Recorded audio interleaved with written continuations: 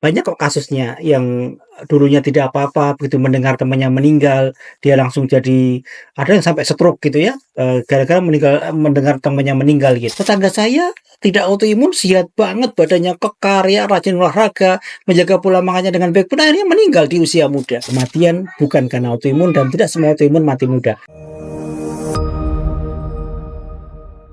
Ini sih Dok, ini ada pasien penyintas autoimun. Akhir-akhir ini sering mendengar berita dari teman-temannya yang juga sesama penyintas autoimun yang dulu mendahului meninggal. Nah, ketika mendengar kabar tersebut, itu langsung drop.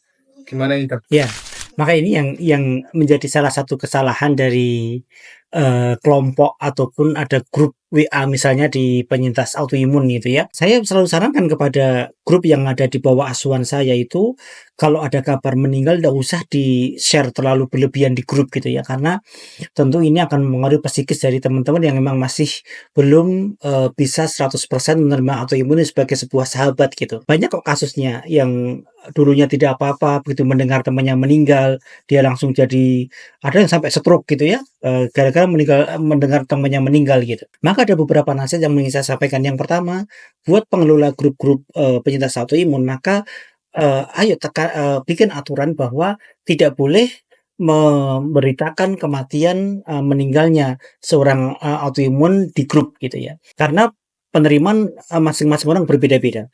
Ada orang bisa menerima dengan legowo, ada orang yang tidak bisa menerima dan dia menjadi ketakutan, menjadi drop malah dan malah menjadi jelek gitu kondisinya. Maka, pastikan tidak ada informasi tentang meninggalnya, penyintas autoimun di grup WA. Yang kedua, masing-masing dari penyintas autoimun harus semakin menyadarkan diri bahwa meninggal itu adalah sebuah kepastian gitu kan. Tidak harus sakit gitu kan, tidak harus sakit autoimun pun meninggal.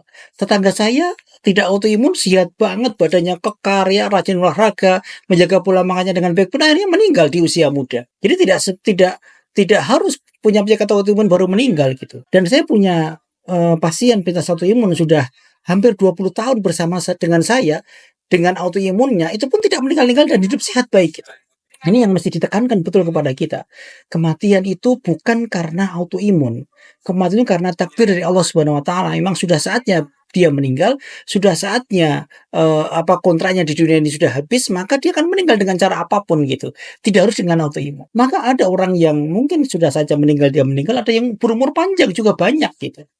Ini yang mesti kita tekankan betul, tidak usah terlalu khawatir dengan kematian. Yang paling penting adalah bagaimana kita mempersiapkan kematian itu jika datang sewaktu-waktu kita sudah siap dengan menjalankan ibadah dengan baik, senantiasa bermanfaat buat orang lain, di tengah-tengah rasa sakit kita, di tengah-tengah kelelahan kita masih bisa bermanfaat buat orang lain, kita bisa menenangkan orang lain, bahkan kita bisa menjenguk teman-teman kita yang sakit walaupun kita sakit gitu.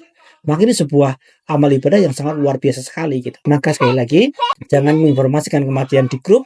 Yang kedua, semakin sadarkan diri kita bahwa kematian bukan karena autoimun dan tidak semua autoimun mati muda. Banyak yang kemudian berumur panjang. Itu yang paling penting saya tekankan kepada kita semua.